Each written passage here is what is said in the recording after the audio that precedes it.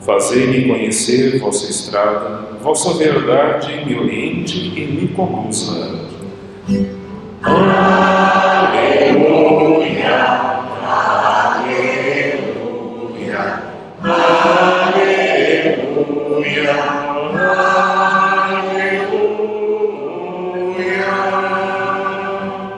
O Senhor esteja convosco. Proclamação do Evangelho de Jesus Cristo segundo Mateus. Naquele tempo disse Jesus aos seus discípulos: Não penseis que vim abolir a lei e os profetas. Não vim para abolir, mas para dar-lhes pleno cumprimento. Em verdade eu vos digo, antes que o céu e a terra deixem de existir, nenhuma só letra ou vírgula serão tiradas da lei, sem que tudo se cumpra. Portanto, quem desobedecer a um só destes mandamentos, por menor que seja, e ensinar os outros a fazerem o mesmo, será considerado o menor no reino dos céus. Porém, quem os praticar e ensinar será considerado grande no reino dos céus. Palavra da salvação. Sentar-nos, caros, os que vieram rezar pelos falecidos, nossas sinceras condolências. Nas quartas-feiras, nesta paróquia, usamos este espaço da homilia para aprofundarmos o conhecimento da nossa fé. Cada semana refletindo sobre um tema específico, e hoje tentaremos responder à pergunta: devemos rezar aos santos ou devemos rezar diretamente a Deus? Existe conflito entre um tipo de oração e outro? Para adentrarmos neste assunto, precisamos primeiro compreender os fundamentos de um dos artigos de fé que professamos no Creio, ao dizermos que cremos na comunhão dos santos. O que significa isso? Refletimos sobre isso na nossa novena do Natal passado. A comunhão dos santos é a união que se dá entre todos os que, pelo batismo, fazemos parte do corpo de Cristo. Sejam estes os que peregrinamos aqui ainda na terra, sejam estes os que se purificam no purgatório, sejam estes aqueles que já gozam da presença de Deus no céu. Os laços entre a igreja peregrina, a igreja padecente e a igreja celeste não se rompem com a morte, porque os laços do batismo que nos unem nos tornam templos do Espírito Santo, que é Deus, para o qual a morte não tem a última palavra. Mas nós ouvimos na primeira carta de São Paulo ao Timóteo: há um só Deus, um só mediador entre Deus e os homens, um homem, Cristo Jesus. Se existe somente um mediador, por que recorrer então à intercessão dos santos? Se o pontífice, aquele que faz a ponte entre Deus e a humanidade, é justamente Deus que se fez homem e, ao restaurar a natureza humana, outrora decaída pelo pecado original, e tendo-a assumido, levou-a consigo ao céu por ocasião da ascensão, até que venha em sua glória, a fim de que toda a humanidade seja glorificada com ele. Onde entra nessa história toda a importância maior ou menor da intercessão dos santos? Nosso Senhor é o único que nos salva. De todos os que pisaram nessa terra, só Jesus é Deus, e somente Ele, sendo Deus, que se fez cordeiro imolado para a nossa salvação, é Ele quem ao Pai apresenta as nossas preces no Espírito Santo em nosso favor. Por isso que a Santa Missa, toda ela, suas orações são dirigidas por Cristo no Espírito Santo, dirigidas ao Pai. Então, volta a pergunta: por que recorrer à intercessão dos santos? Usemos da mesma carta de São Paulo ao Timóteo para responder à questão.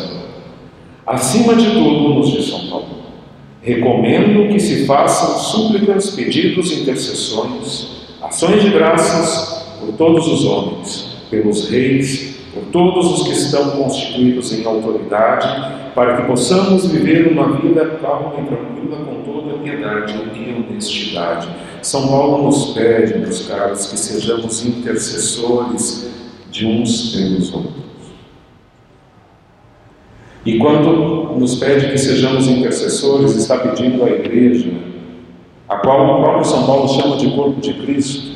E a igreja, repito, não somos só nós, os que aqui peregrinamos, mas os que padecem no purgatório, os que estão no céu.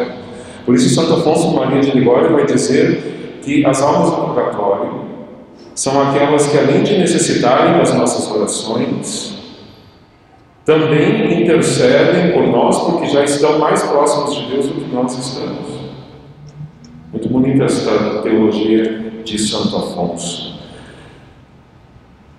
Alguém poderia argumentar também: Jesus é o mediador, os santos não são mediadores, são intercessores. É diferente. Mediador é aquele que é o meio para que atinjamos um fim. Cristo é o único caminho que nos leva ao Pai, mas os santos, por já estarem face a face com Deus no céu, intercedem por aqueles membros do corpo de Cristo que ainda lá não chegaram, porque somos nós e as benditas almas do purgatório.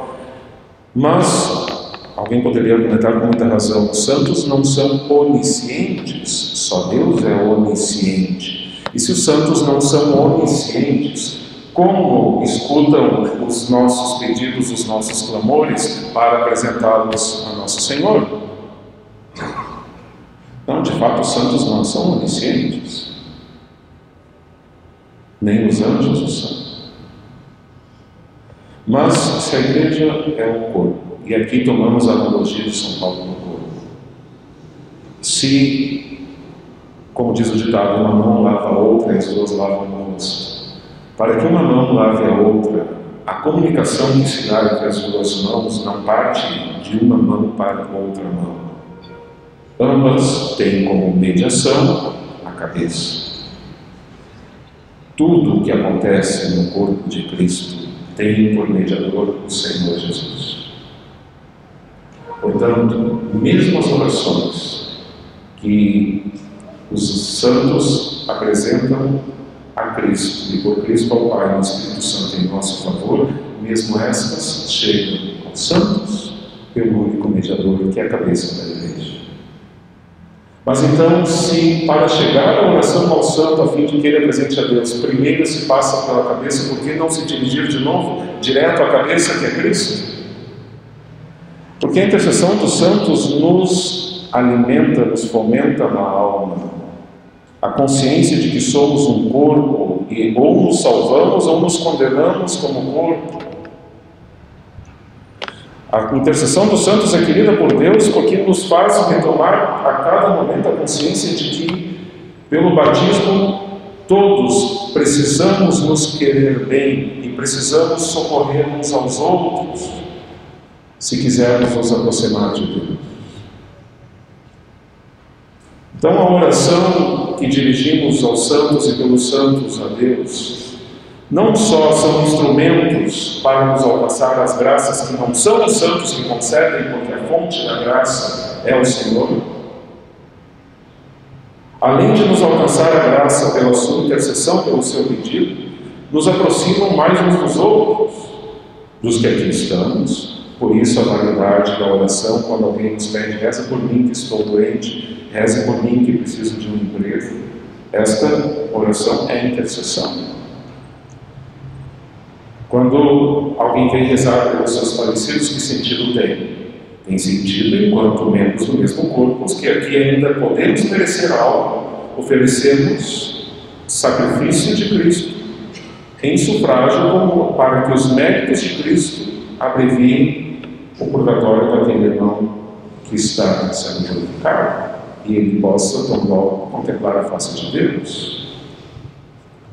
Então, justamente por isso é querida pelo Senhor a intercessão, porque nos faz querer bem uns aos outros. Mas aí então mais alguém poderia recorrer à própria Bíblia, sobretudo do livro do Deuteronômio, e dizer assim: poxa, Padre, mas lá no Deuteronômio está escrito: não se ache no meio de ti quem pratique a adivinhação, o sortilégio, a magia, a necromancia, a evocação dos mortos. Não se ache entre ti quem pratica a evocação dos mortos, porque todo homem que fizer tais coisas constitui abominação para o Senhor. E ainda vemos no livro do Levítico: se uma pessoa recorrer aos espíritos, ou andar atrás deles, voltarei minha face contra essa pessoa e exterminarei do meio do meu povo. Qualquer homem ou mulher que evocar espíritos será punido de morte. Palavras duras. Porque a prática de evocar espíritos não é algo da modernidade, já existia no Antigo Testamento. Se não existisse, não existiria a proibição. Mas acontece que a invocação dos santos não é a evocação dos mortos. Porque a evocação dos mortos significa pedir que um espírito se manifeste para nos comunicar algo. E não é isso que fazemos quando recorremos à intercessão dos santos. Não pedimos que eles se manifestem a nós, mas para que se manifestem a Deus em nosso favor. Os deixamos em paz, como Deus quer que seja. Não entramos neste campo obscuro, duplamente condenado por Deus, como acabamos de ouvir. Em todo caso, o livro do Apocalipse nos diz de forma tão bonita: a fumaça dos perfumes subiu da mão do anjo com as orações dos santos diante de Deus. Os santos, os que estão no céu já canonizados, os que ainda para lá nos dirigimos, e os que padecem no purgatório, que necessariamente, terminada a purificação, contemplarão a face de Deus, colocam diante do Senhor os clamores comuns em benefício do corpo de Cristo. Tenhamos muito carinho pela intercessão dos santos, dando-lhes a devida importância, porque não seria honrar os santos, atribuir-lhes méritos que não são seus. Os santos não querem tomar o lugar de Deus. Os santos não querem ser adorados, não querem ser vistos como homens ou mulheres superpoderosos que vêm em nosso socorro. Os santos só se tornaram santos porque tinham por centro o Cristo Senhor. E continuando a ter o Senhor por centro, por toda a eternidade, a Ele apresentam as nossas preces. Recorramos à Rainha dos Santos, a Virgem Santíssima, que não só é Rainha dos Santos, mas intercede ao Filho como mãe que é a nossa. E qual a mãe que não faz o possível e o impossível pelo bem dos filhos? Que ela nos ajude com a sua intercessão, com seu exemplo de vida, e recorrendo a seu Filho Jesus, alcance em nosso favor muitas e muitas graças e bênçãos, até o dia em que nos encontremos todos na casa do Pai, e de lá continuemos intercedendo por aqueles que para lá se encaminham. Que assim seja.